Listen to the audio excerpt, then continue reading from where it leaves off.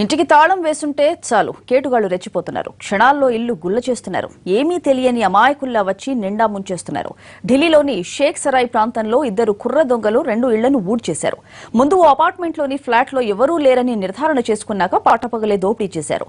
తాళం తీయడానికి కాసేపు కష్టపడ్డ ఇద్దరు తర్వాత నిమిషాల్లో పని పూర్తి చేసుకున్నారు. చక్కగా ఇంట్లోకి వెళ్లి ఉన్నదంతా దోచుకున్నారు.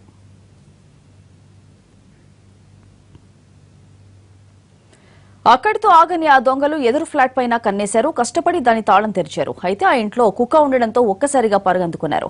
ఇంటి మెట్ల కింద దాక్కున్నారు. కాసేపటి తర్వాత కుక్కను తప్పించేందుకు ముందుగానే తాము తెచ్చుకున్న బిస్కెట్లను దానికి ఎరగా వేశారు. అది బిస్కెట్ల మోజులో ఉండగానే ఇల్లంతా చక్కబెట్టేశారు. గది గదికి తిరిగి తమకు కావలసిన వాటిని ఎత్తుకెళ్లారు.